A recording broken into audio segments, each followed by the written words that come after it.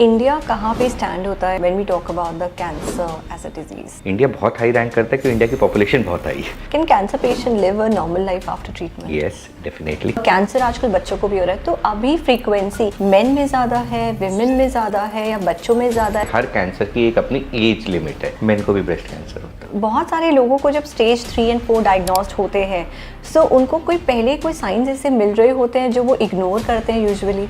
India में 70 से 80% cancer stage 3-4 होते हैं। डेवलप्ड कंट्रीज में 70 से 80% कैंसर स्टेज 1 और 2। आजकल हम क्या समझते हैं, जो हमारे को एक SMS आ जाता है ना 799 में होल बॉडी ब्लड टेस्ट, वो हेल्थ चेकअप नहीं है। लिव इन का कंसेप्ट बहुत स्टार्ट हो गया है, व्हेन दे टच, सो उनको लगता है हमें शायद कैंसर हो सकता है। Cancer is not a communicable disease. खांसी, जुकाम, बुखार, कोविड इसकी तरह नहीं है। सो जिम में लोगों को इंस्ट्रक्टर से जो सप्लीमेंट्स मिलते हैं वो भी कैंसर का एक कारण है। बिल्कुल। Is it true that women who never have children face higher breast cancer risk? Yes.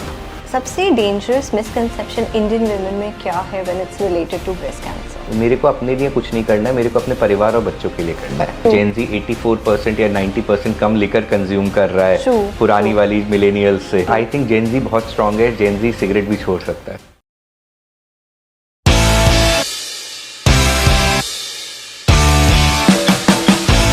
Hi, at LVE we have a privilege to host a distinguished doctor, Suman Gupta, from Metro Cancer Institute, Faridabad. So Dr. Suman Gupta is a highly experienced medical professional who has the expertise in oncologist.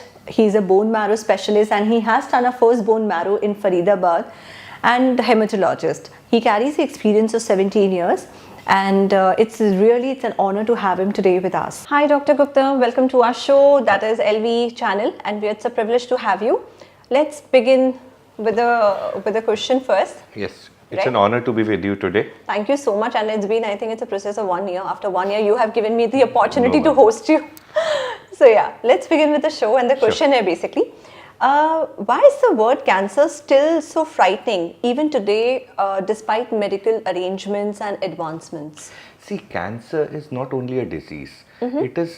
It involves not only the patient per se, it involves the whole family. There's a lot of finances involved. There's a lot of trauma to the family, to the people near and dear ones. So it's not just something like a small, maybe a big disease like a heart attack or something, Right. where the patient suffers, but within 2 or 3 days, once he has been taken care of, he goes back home happy. Cancer Right. process is a long treatment process. Although a large number of patients get treated, get cured, but the process will be a few months to a year.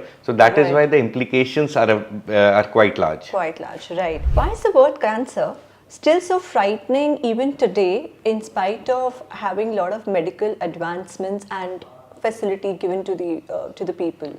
Yeah, the word cancer has a stigma attached to it. Cancer नाम से डर लगता है। जी। इस डर का ये कारण नहीं है केवल क्योंकि इसमें ना मरीज इन्वॉल्व नहीं है। इस पूरी प्रोसेस में मरीज तो परेशान होता ही है, रिश्तेदार परेशान होते हैं, लंबी प्रोसेस है। उस लंबी प्रोसेस की वजह से बहुत सारा फाइनेंसेस, बहुत सारा टाइम जो फैमिली को देना पड़ता है, फैमिली सपोर्ट, तो एक पूरा जो इकोसिस्टम है पेशेंट की फैमिली का, वो पूरा हैम्पर हो जाता है 1 साल के लिए, 6 महीने के लिए, जब तक इलाज चलता है। तो उस वजह से एक डर, एक स्टिग्मा अटैच्ड है। राइट।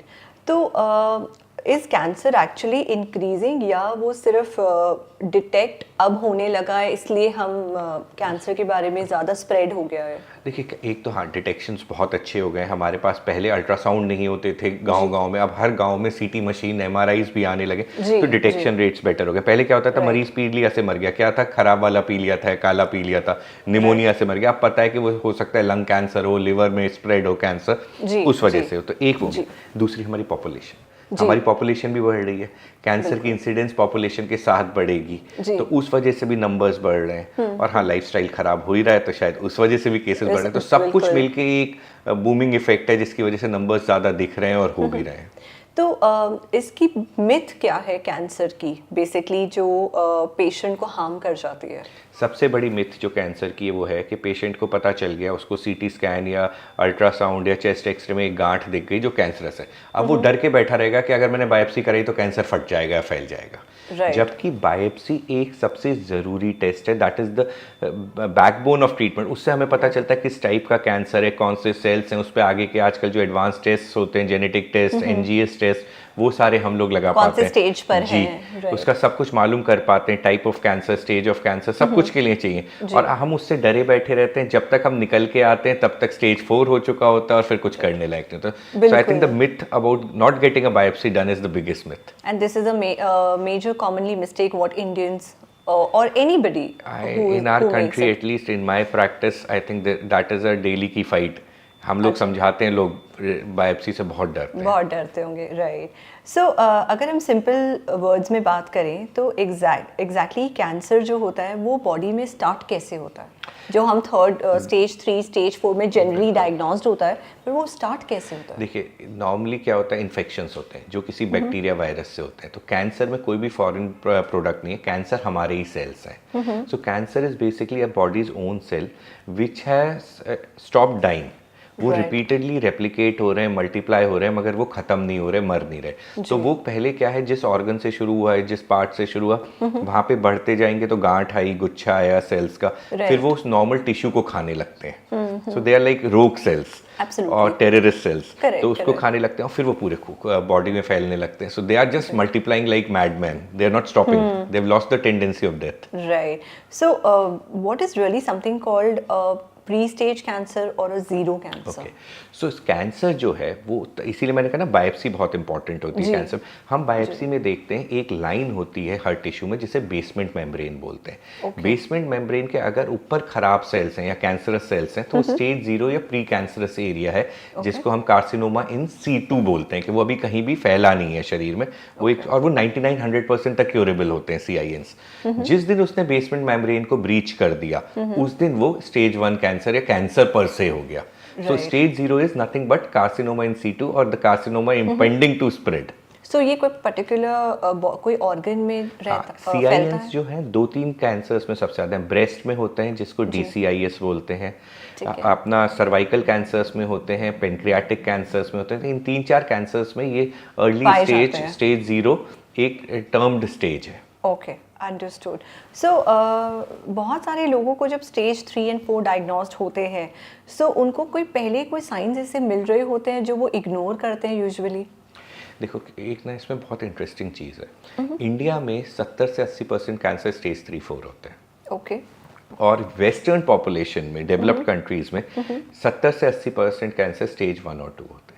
तो इसके पीछे दो चीज़ है। एक तो हमारा माइंडसेट है कि हम हेल्थ केयर पे तब जाते हैं जब बिल्कुल ही हमारी हालत ख़राब हो जाती है। बिल्कुल। हमारे अंदर एक ये भी मिथ है कि अगर हम डॉक्टर के पास जाएंगे, अस्पताल के पास जाएंगे, वो हमसे पैसे बनाने के लिए हमसे ज़बरदस्ती टेस्ट कराएंगे। ठीक है, इस डर से हम जाते नहीं है। जब बिल्कुल ही ख़राब हो जाते तब जाते हैं। हाँ। दूसरा, इंडियन पॉपुलेशन में हमारे यहाँ कोई एक ऐसा हेल्थ केयर सिस्टम नहीं है जिसमें हमारे यहाँ प्रिवेंटिव हेल्थ चेकअप्स हो। ना हमारे यहाँ स्क्रीनिंग होती, ना एनुअल हेल्थ चेकअप्स कोई कराता।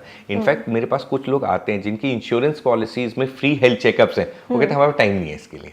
सो I think we Indians take our health as the last step, या लास्ट हमारी जो लिस्ट है ना कामों की, उसमें सबसे नीचे हमारी अपनी वेलबींग है। राइट। सो अब जैसे अगर आपने अभी ऑब्जर्व किया होगा, बहुत सारे कॉर्पोरेट सेक्टर हो गए या हॉस्पिटैलिटी सेक्टर, कोई भी इंडस्ट्री में, उन लोगों ने health checkup as a routine, as a process start कर दिया है। तो वो एसोसिएशन वो हॉस्पिटल से करके आप लोगों तक आते हैं रीच में, उनके रिपोर्ट्स की आते हैं रिपोर्ट्स। देखिए, सबसे ज़्यादा प्रॉब्लम क्या है, हेल्थ चेकअप वर्ड को हमें समझना है। आजकल हम क्या समझते हैं, जो हमारे को एक SMS आ जाता है ना 799 में होल बॉडी ब्लड टेस्ट, वो हेल्थ चेकअप नहीं है। हेल्थ चेकअप में 3 इंटरफेसेस हैं। एक हमारे पास क्लिनिशियन होना चाहिए, डॉक्टर जो हमारे को देख के हमारी जांच करके हमें वो जांचें लिखे।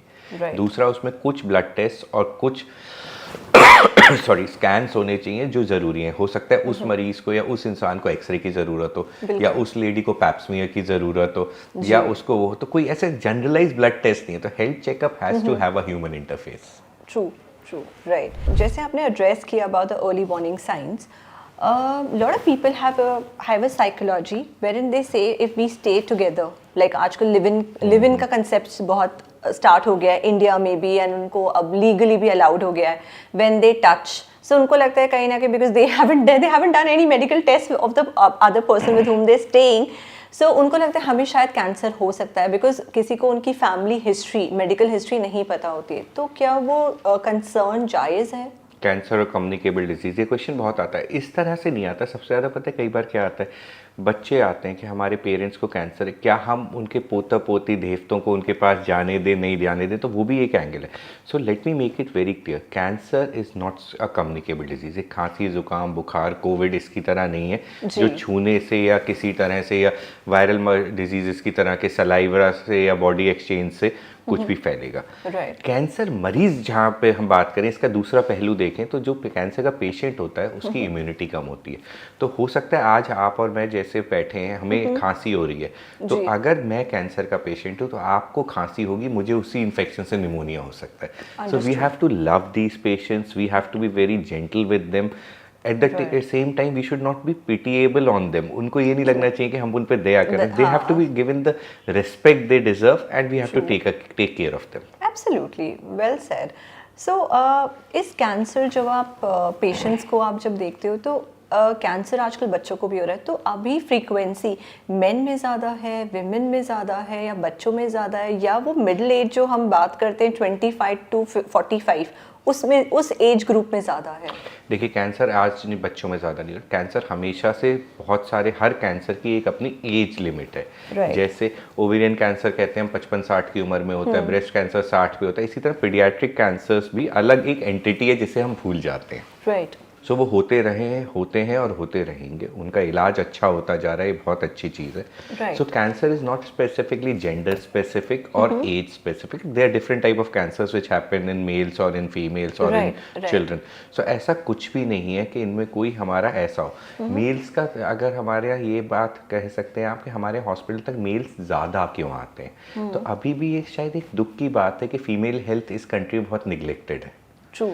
सो मेल मेंबर को जब कैंसर होता है शायद ज़्यादा फैमिली सपोर्ट होती है उसके पास, खासतौर से रूरल एरिया में या बैकवर्ड एरियाज में, तो उस वजह से एक ये कह सकते हैं बायस्ड है कि मेल पेशेंट्स ज़्यादा दिखते हैं, but it does not mean कि कैंसर में कोई ऐसा स्पेसिफिसिटी है। If you had to name one daily habit that silently increases cancer risk in Indian, what would it be? Our food habit. Okay, so let me come to that.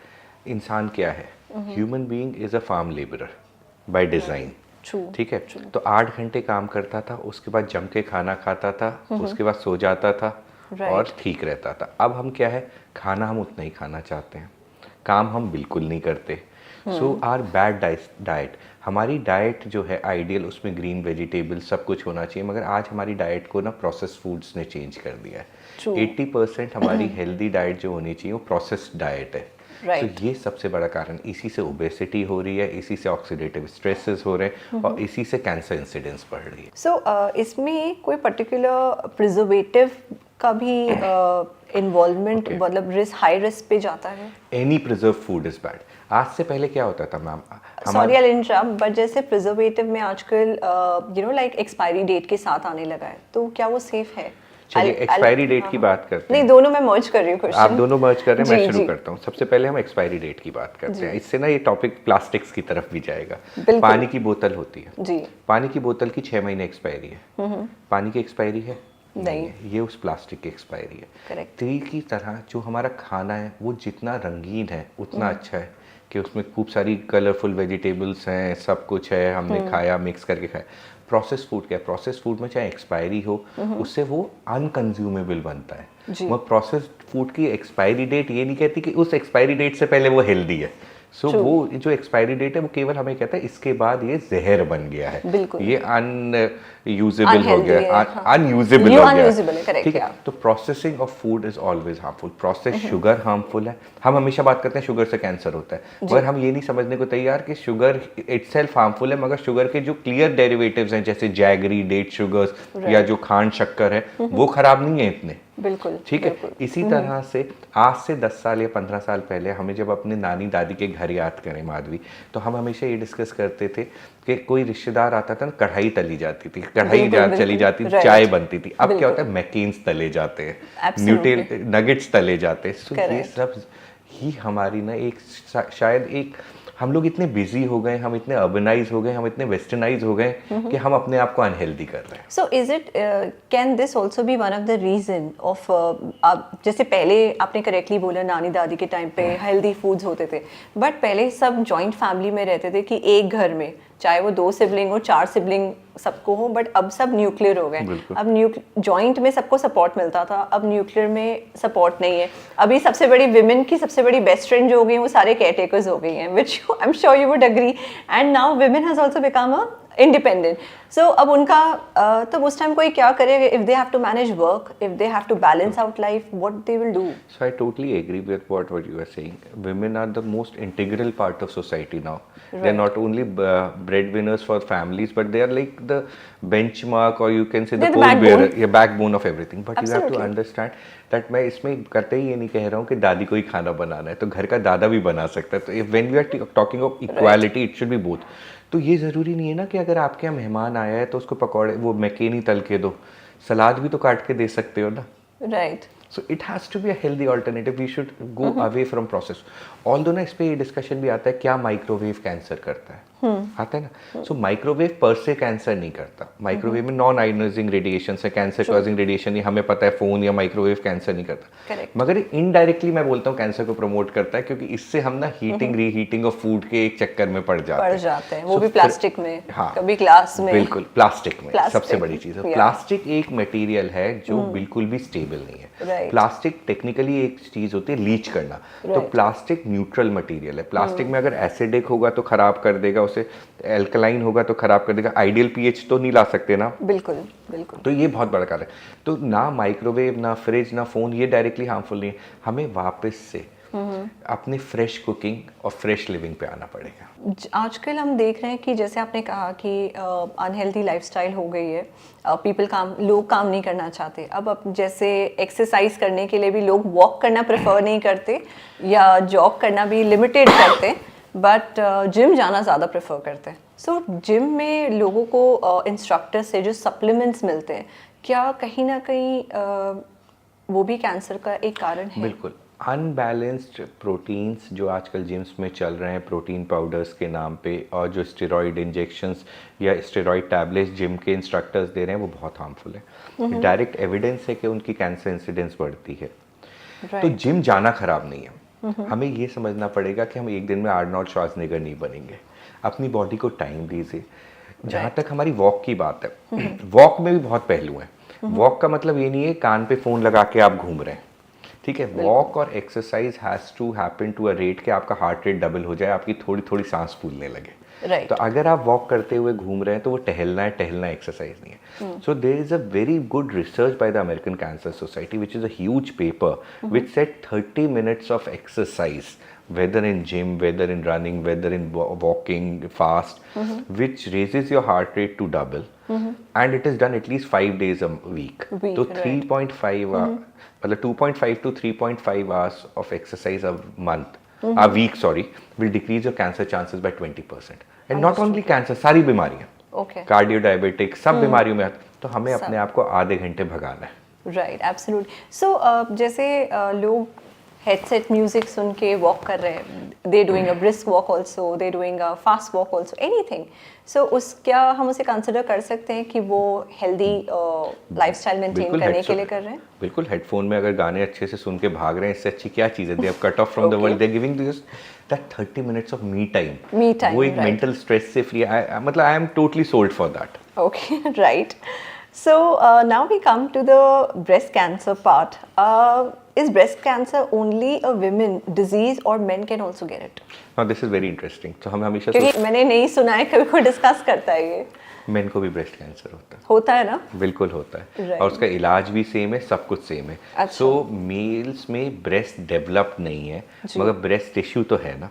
So breast cancer can happen in males, although the percentages are negligible और very small. So अगर मैं 1000 breast cancer देखता हूँ तो 4-5 mail breast cancer आएंगे। अच्छा, तो उनकी डायग्नोसिस भी सेम है, सब कुछ सेम सिम्टम्स, सब कुछ सेम, इलाज, सिम्टम्स सब कुछ सेम। राइट। और जबकि मेल में ना वो ज़्यादा कई बार लेट स्टेजेस में पकड़ा जाता है, क्योंकि फीमेल में तो ब्रेस्ट बल्की है, एक लंप पता चल जाता है। मेल में जब तक वो अंदर तक पूरी चेस्ट वॉल को नहीं खाता या पूरा पेनफुल नहीं हो जाता, तब तक नहीं आता मरीज। सो ब्रेस्ट कैंसर अगर मेल को जब होता है तो उनसे हार्ट अटैक होने के चांस होते हैं? नहीं, ऐसा कुछ बहुत सारे ऑर्गन्स हैं ब्रेन, ब्रेस्ट और हार्ट, या चेस्ट वॉल और हार्ट के बीच में, तो ऐसा नहीं है कि सीधे हार्ट को कैंसर है। क्योंकि कोई भी ब्रेस्ट साइड में कोई सोचता है तो सबको ये एक बार क्लिक होता है, ट्रिगर करता है कि कहीं हमें हार्ट अटैक तो नहीं हो सकता। ऐसा कुछ भी नहीं है कि कोई इंक्रीज रिस्क या कुछ डिफरेंट हो जाएगा।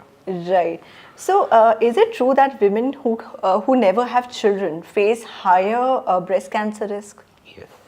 Why so? So I tell you what, हमारी बॉडी में, फीमेल बॉडी में दो हार्मोन है, ईस्ट्रोजन और प्रोजेस्टेरॉन, जिनके बैलेंसेस से चलता है।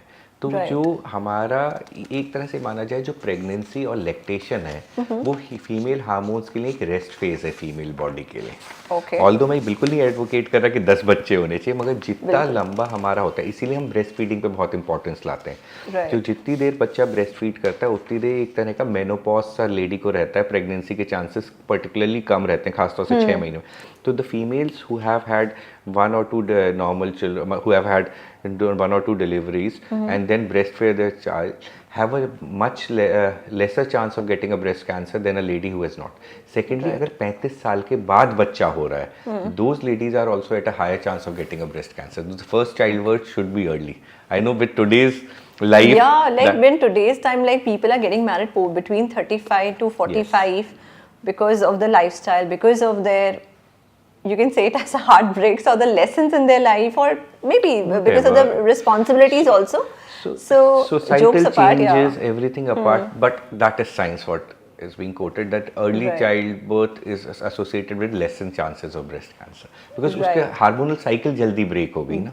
right, correct. कैंसर एक वियर एंड टियर की बीमारी है। मुंह का कैंसर क्यों होता है कि इल फिटिंग डेंचर या जैक टूथ से या तंबाकू से क्यों होता है, वो continuous irritation over the years कर रहे हैं। इसी तरह हार्मोनल साइकिल्स भी अगर ब्रेक होंगी तो ब्रेस्ट कैंसर, ओवेरियन कैंसर्स में फर्क पड़ता है। राइट।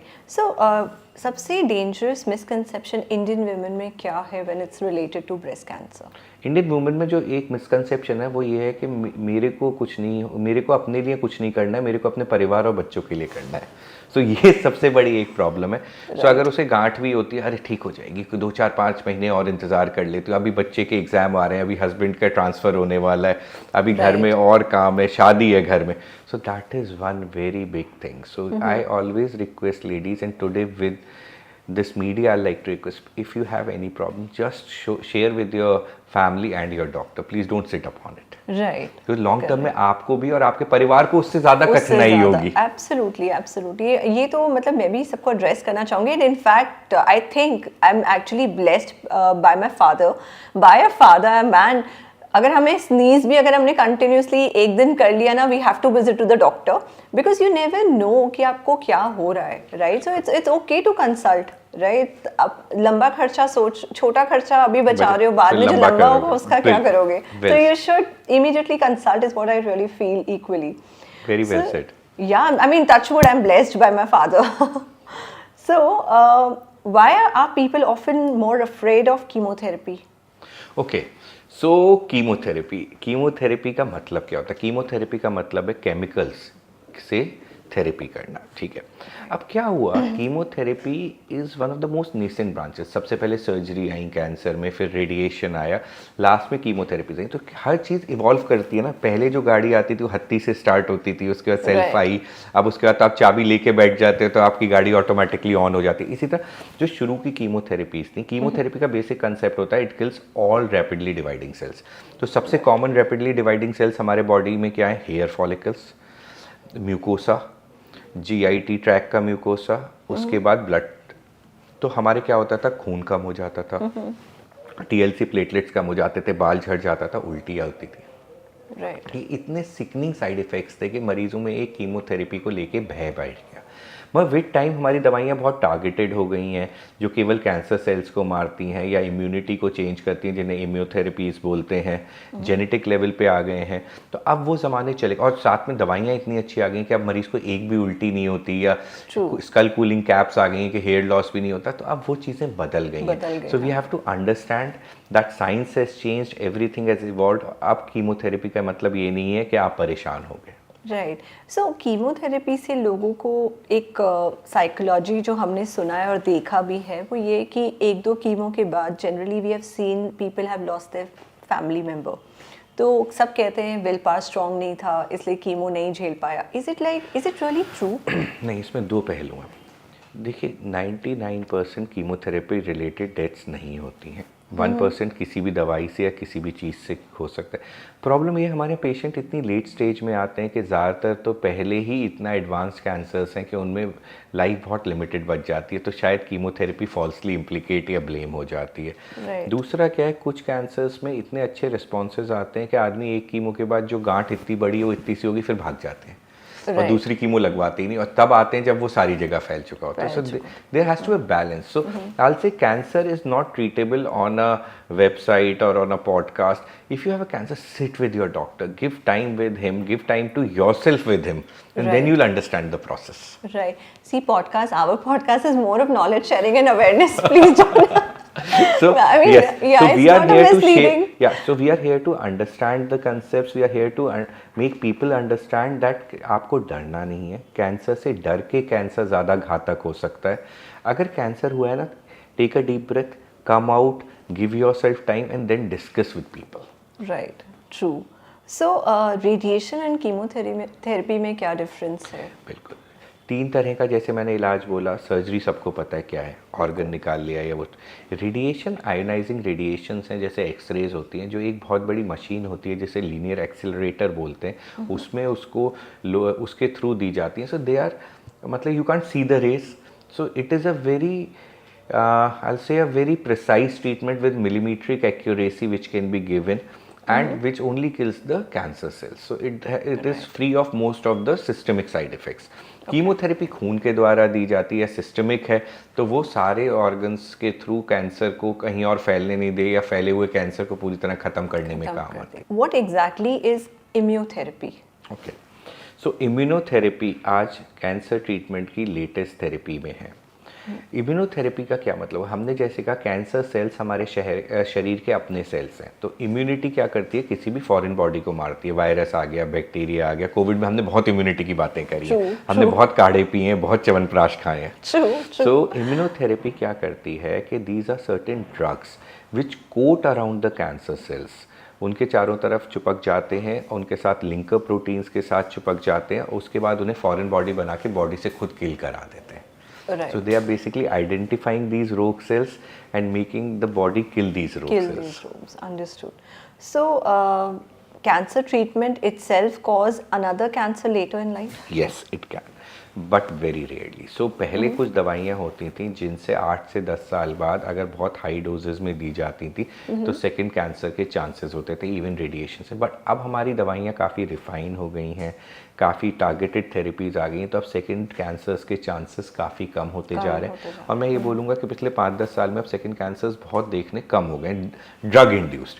हाँ, हेड एंड नेक कैंसर्स, खासतौर से तंबाकू बीड़ी पीने वालों में एक बार गले के कैंसर के बाद जो पूरा एरो डाइजेस्टिव ट्रैक्ट है, मल्टीपल टाइम्स भी कैंसर्स होते हैं, तो इसको फील्ड कैंसराइजेशन बोलते हैं, क्योंकि वो पूरा फील्ड उस तंबाकू या उस स्मोक से जल गया है, तो उसमें जगह जगह नए नए कैंसर्स होते हैं। So that is something different. So I have seen patients who have had 3 or 4 or 5 cancers also in one lifetime. Right. So अभी हम जैसे स्मोक का देखते हैं, you know, like we see all the people are into tobaccos, right? All those में आता है that smoking is injurious to health. Tobacco में भी आता है it's injurious to health. But still people are consuming it. But moreover, people are still selling it. तो ये government को डोंट यू थिंक एक एक्शन लेना चाहिए so that we somewhere we protect the health of the people? Because I think ये एक type का, जैसे हम ड्रग्स की बात करते हैं, अल्कोहल की बात करते हैं, उस तरीके का आई गेस ये कोई कहीं ना कहीं नशा है। बिल्कुल है। तंबाकू में देखिए, सिगरेट में 2 कंपोनेंट होते हैं, एक है निकोटीन और एक है जो सिगरेट जलने से हाइड्रोकार्बन्स होते हैं। तो जो हाइड्रोकार्बन्स और निकोसिनामाइड्स वगैरह होते हैं उनसे कैंसर होता है। निकोटीन एडिक्टिव है, राइट। नशावर में भी लोग निकोटीन यूज़ करते हैं, निकोटीन की वजह से हम एडिक्ट होते हैं। आजकल निकोटीन च्युइंगम भी आने लगी ना। निकोटीन च्युइंगम अब क्या है, हर चीज़ का मिसयूज हो सकता है। निकोटीन च्युइंगम इसलिए आई थी कि आप सिगरेट छोड़ो, मगर लोग ऐसे भी मिले हैं मुझे आजकल जो सिगरेट के साथ निकोटीन च्युइंगम खाते हैं कि डबल किक मिलती है, तो उसका तो कोई जवाब नहीं। अब ना ये एक बड़ी दुधारी या डबल एज सोर्ड है। हमें सबसे पहले 1910 में पता चला कि सिगरेट हमारे कैंसर का कारण है। It took 44 years for the US government to come with a report that cigarette smoking is injurious, because cigarette or tobacco is one of the biggest cause of biggest revenue earner for any country. True. Taxation earner. So वो भी एक concept है। पता है आज हम सरकार को बोल सकते हैं आप ये बैन कर दो, बंद कर दो। शायद मुझे लगता है अगर हम किसी चीज़ को मना करते हैं ना तो उसके लिए हमारी ज़्यादा क्रेविंग होती है। हमें अंदर से स्ट्रांग होना पड़ेगा, हमें अंदर से अपने आप को ट्रेन करना पड़ेगा। Instead of asking government to do anything for us, it is better we take care of our health on our own. हम True, हर चीज़ but- अपने हाथ में लेना चाहते हैं, अपनी सेहत क्यों नहीं अपने हाथ में ले सकते? एग्जैक्टली क्योंकि एक होता है ना, जैसे एक government is more like a tutor, what जो साइड अगर उन्होंने व्हाट आई डांट रियली लगाई फील तो। डांट लगाई या एक रिस्ट्रिक्शन दे दी तो लोग सुधर जाएंगे। वरना एक जैसे अभी बीच में आया था कि पार्किंग, आप बिना हेलमेट के कार बाइक राइड कर रहे हो तो आपको 1000 का चालान। Hello. तो मतलब ऐसे I that's what I feel कि ministry of health if they take some action, I think people, because it's just like how to save people. I know alcohol, So- tobacco, all those things are bad for us. I think if they are banned, it is something different. But I really I know don't know. Revenue losses बहुत होंगे, I बहुत really होंगे। don't have an answer for that. I still request people through this podcast that please, you at least on your end, stop using it. Yeah, take the initiative. If they don't, then जैसे अभी Gen Z के बारे में आ रहा था कि True. Gen Z 84% या 90% कम liquor consume कर रहा है True, पुरानी true. वाली मिलेनियल्स से। तो Absolutely. आई थिंक जेनजी बहुत स्ट्रांग है, जेनजी सिगरेट भी छोड़ सकता है। absolutely, मुझे लगता है Gen Zs have come more stronger. Yes.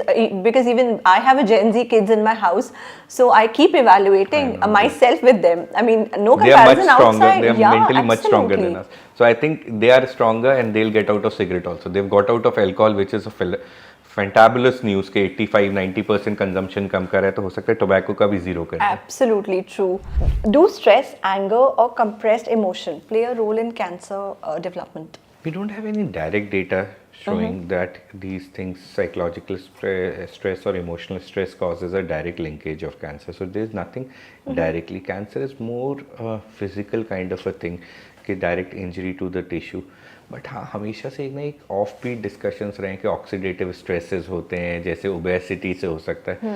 So maybe we might get wiser in the future, but right now we don't have a causal Relations with it, right? Why do people seek spiritual or alternative cures along with the medical treatment? So that is a very very interesting question. I'll ask you otherwise. जब exam होता था तो मंदिर जाते थे ना? बिल्कुल. So that is a normal human psyche. To when we are happy, when we are sorted, we are happy with we are busy with our lifestyle. So we always go into a spiritualism. I will say that I also believe that going into these things are not wrong, but on the same go, अपना इलाज मत छोड़िए। भगवान को, अल्लाह को, गुरु जी को, जिसको मानते हैं उसे मानिए, उसकी पूजा करिए, आराधना करिए, मगर उसके लिए अपना इलाज नहीं छोड़िए। किसी एक मिथ में मत जाइए, एक भ्रांतियों में मत जाइए कि शायद पूजा से मेरा या भूत उतरवाने से कैंसर ठीक हो जाएगा। So keep going through your treatment, use this spiritual journey as something to give you strength through this journey, but not as a alternate to this journey. You know, we have heard that, you know, you were the first person who has done the bone marrow transplant in Faridabad. So, what made the moment significant? So, I don't know. It was quite interesting. So, I came to this town around 11-12 years back. So, we started doing hematology here, a lot of work. So, I think it was just a path. Now I am at this hospital called Metro Cancer Institute, which is a 300-bedded cancer. So we are doing everything from bone marrow transplants to CAR T cells to everything. So I think it's just part of the journey. Journey, right? So I mean, is there any particular experience that, because since it was the first time, and so I'll say, and more of a you know, burden on your shoulder, that okay, how is it going to be? so it is a process, I think, for all of us doctors. We do procedures when we are under training, then we do it under observership, and then we come out on our own practice and do procedures. So I think the training is such that we have been trained with those procedures for so many times that जब हम वो आके खुद individually करें तब तक we seek perfection into the process. So yes, it is my first as a single person, but had done multiple or hundreds of them when we were in training. In training, right? Correct. So is bone marrow transplant really a last resort treatment? Bone marrow transplant is an important part of treatment. So yes, we always think कि bone marrow transplant तब करते हैं जब सारे treatment modalities खत्म हो जाते हैं। ऐसा नहीं है।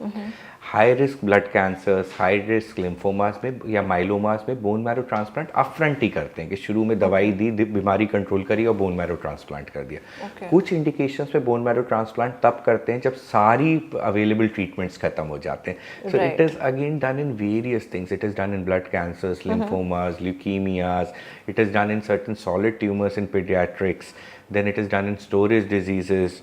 आजकल तो बात करते हैं कि हम न्यूरोलॉजिकल कुछ डिजीजेस में और कुछ लोग HIV में आजकल बात कर रहे हैं कि बोन मैरो ट्रांसप्लांट आ रहा है। So all these things are evolving, but yes it is a very essential part of cancer treatment. Right. So, why do wealthy people with access to the most doctors still lose their lives? Now, this is not exactly true. I think एक जो normal गरीब इंसान होता है उसकी कभी focus में ही नहीं आती ना ज़िंदगी।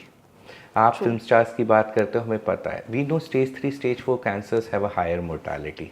सो चाहे इंडिया में चाहे वो रईस हो गरीब हो, हमारा सिस्टम ही ऐसा है कि हम अपनी हेल्थ को नहीं टाइम देते। तो we have more of stage 3 as we discuss stage 3।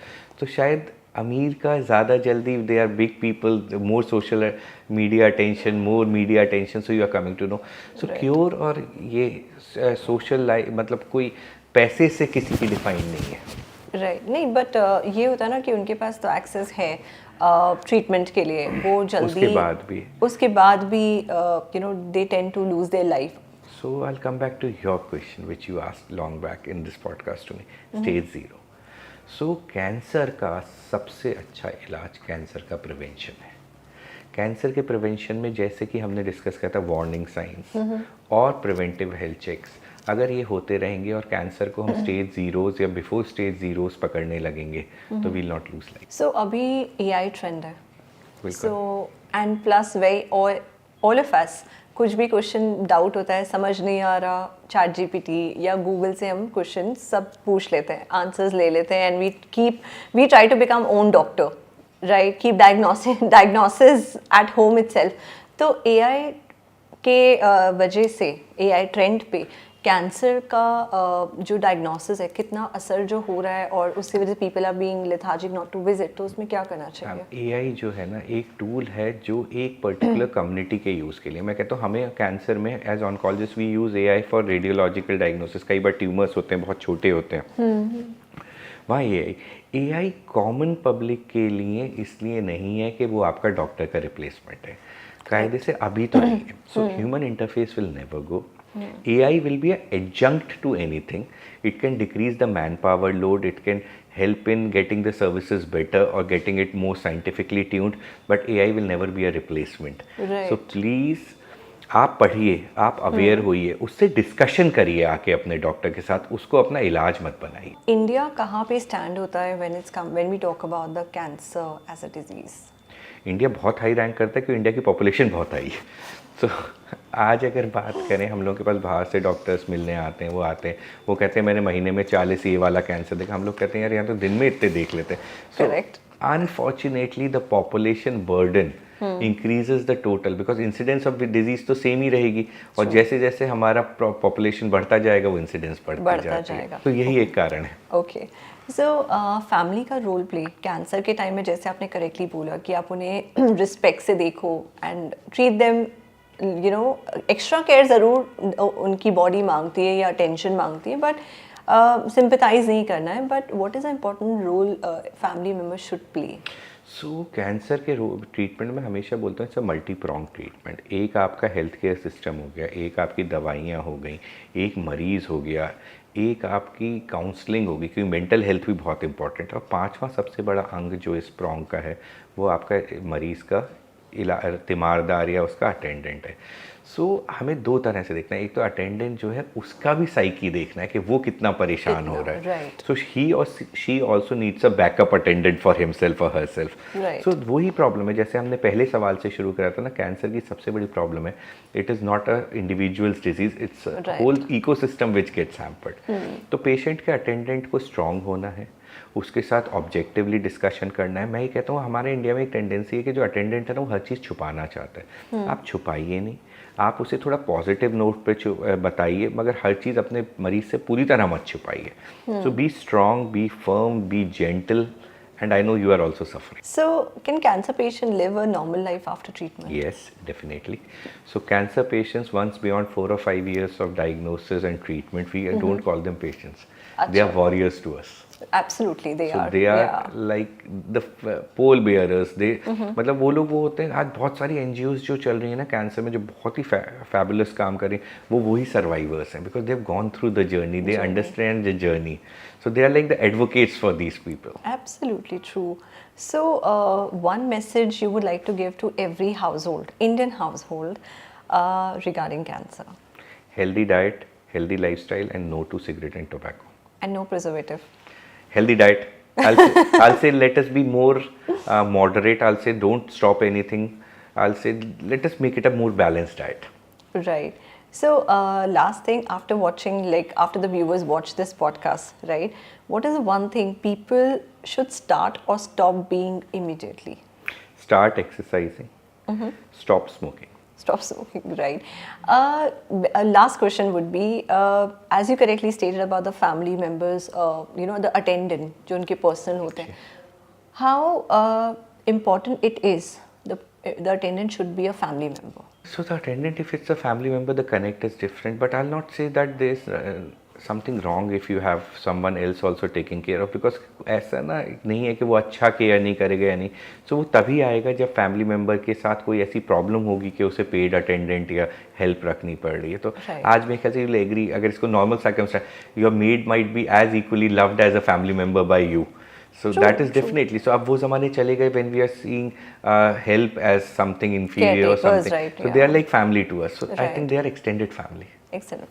Right. I think, I'm sure people, this episode, this entire podcast with Dr. Sumant will make a change in your life, bring a change and start living healthy. Thank you so much for your time and for this podcast. Thank you for this lovely podcast. Thank you so much.